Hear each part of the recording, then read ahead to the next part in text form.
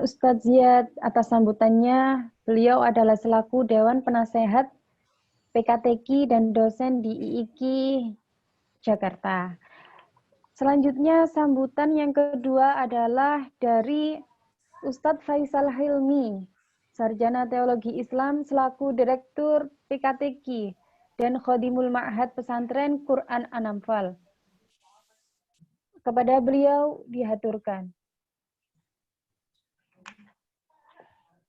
Assalamualaikum warahmatullahi wabarakatuh. Waalaikumsalam warahmatullahi wabarakatuh. Alhamdulillahi rabbil alamin. Wa bihi nasta'inu ala umuri dunya waddin. Wassalatu wassalamu ala ashrafil anbiya'i wal mursalin. Wa ala alihi wa sahbihi ajma'in. Wa fil Qur'anil Karim wa idh qala Ibrahim rabbij'al hadza baladan amina warzuq ahlahu minats tsamarat min amana minhum billahi wal yaumil akhir qala man kafara fa umatti'uhu qalilan thumma atarruhu ila adzabin nar wa bi'sal masir. Amma ba'd. Alhamdulillah, puji syukur kehadirat Allah Subhanahu wa taala, kita bisa berkumpul di sini di webinar nasional PKTQ yang kedua yang membahas nasionalisme dalam pandangan Al-Quran dengan subtema karena sekarang Indonesia ini didominasi oleh kalangan milenial dan juga lagi gencarnya gelombang ekstremisme, maka dengan subtema menanamkan pilar kebangsaan pada milenial di tengah gelombang ekstremisme. Salawat dan salam atas junjungan kita Nabi Muhammad SAW yang telah memberikan kita Al-Quran sebagai Al-Huda, guidance, yang menjawab berbagai permasalahan zaman, baik pribadi, baik keluarga, bangsa, dan masalah-masalah keumatan yang universal.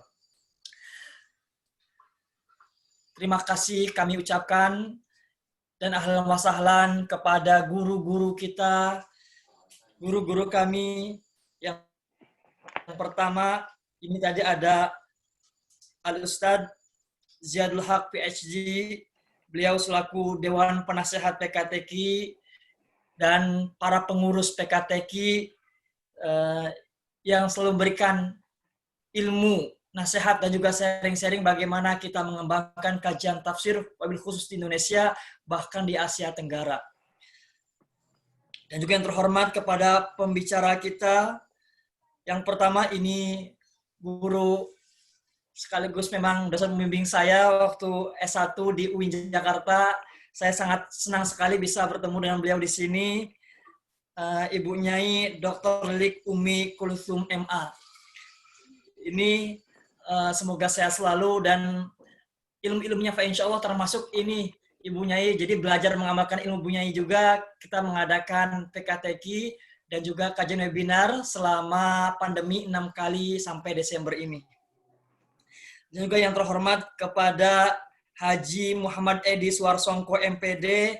Nah ini alhamdulillah pernah berkomunikasi menjalin di Bintaro, Tangerang Selatan. Beliau ini perwakilan dari mana pemerintah atau Kementerian Agama bagaimana menjawab permasalahan tadi.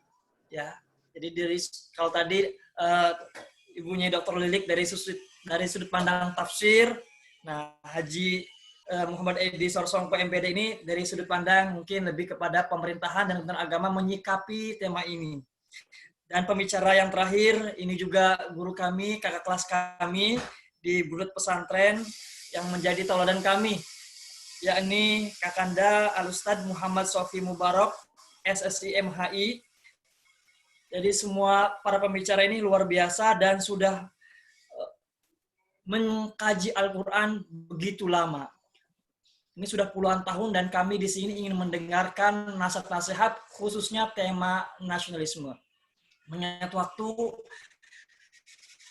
mungkin juga kami ucapkan terima kasih kepada Mbak Eva Rosidana Hafizo dari Sidoarjo, salah satu pengurus PKTK yang jadi moderator. Juga tadi ada Tilawah M. Rozak, salah satu santri dari Pesantren Quran Anfal, juga Notulan M. Ihsan. Jangan lupa ini support dari beberapa rekan-rekan, yakni yang pertama dari Dr. Dripa Syabana MKes.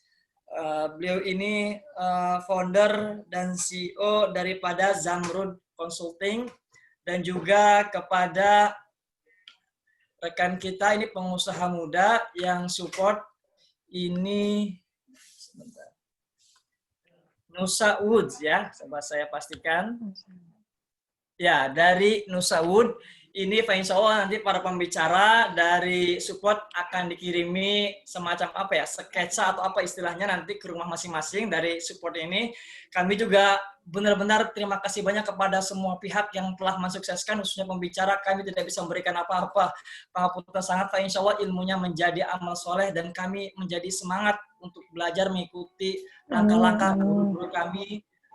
Dan juga kepada para anggota PKTK dan peserta webinar, ini kami dapat data yang masuk grup sebetulnya sampai sekarang ini, kalau kami lihat, mencapai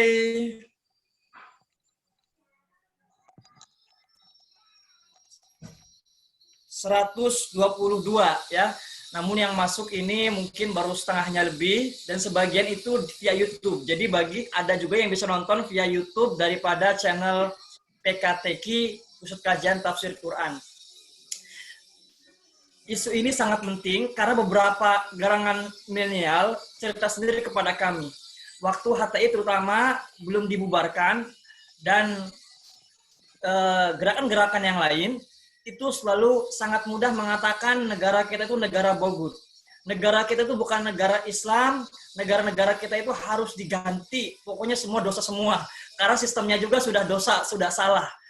Dan anehnya yang kena, dan mungkin sebut tidak aneh ya, banyak yang kena ini dari yang kami amati, yang kami coba teliti adalah anak-anak muda yang background-nya, mohon maaf, bukan background pesantren yang pertama, yang sekolah di umum. Jadi beberapa saya nanya waktu itu, kenapa ikut acara di Gelora Bung Karno, program-program, oh diajak aja, oh baru hijrah, dan sebagainya.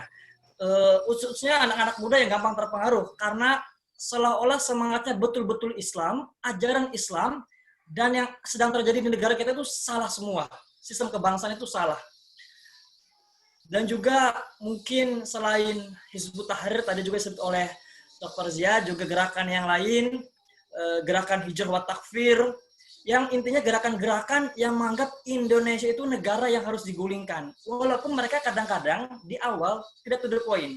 Tetapi kalau kita diskusi lebih lanjut, mereka akan ketahuan ide-ide rencana agenda mereka itu ingin merubah negara kita. Sedangkan ini seperti disampaikan oleh Wakil Presiden kita, Kiai Haji Dr. Ma'ruf Amin, ini adalah negara perjanjian yang kita sudah bersepakat. Negara khilafah tidak wajib ditegakkan.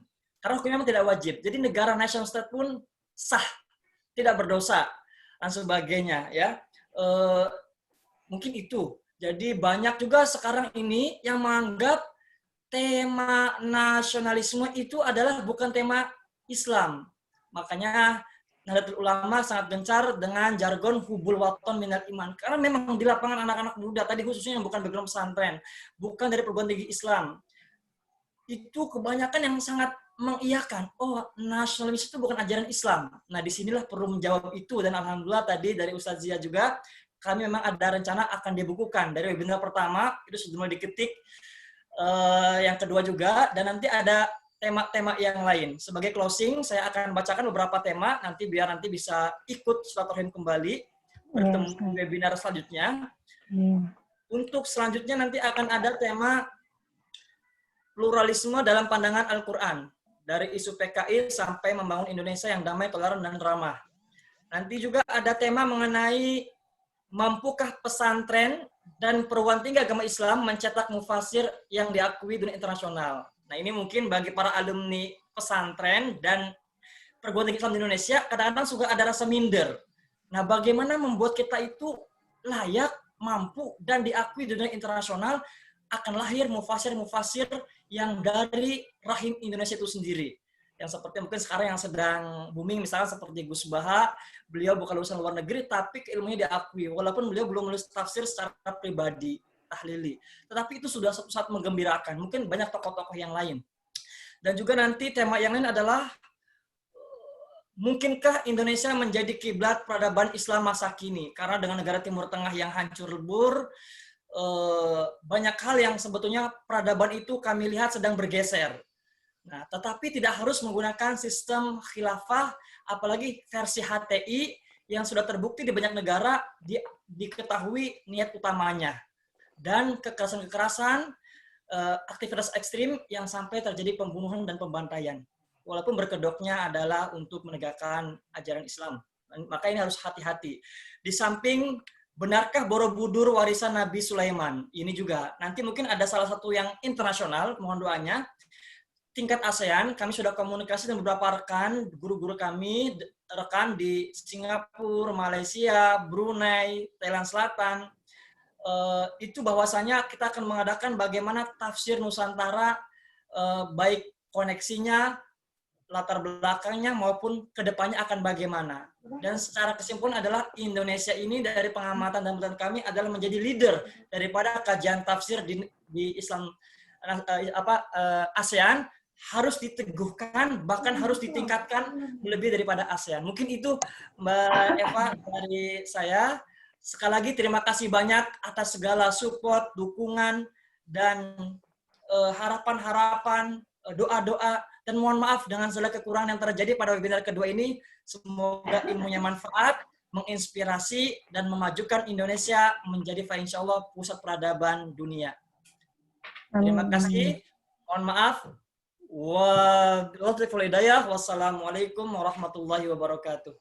Waalaikumsalam warahmatullahi wabarakatuh. Syukron, jazakumullah, ahsanal jaza untuk Ustadz Faisal Hilmi selaku Direktur PKTQ dan Khodimul Ma'had Pesantren Quran Anamfal. Semoga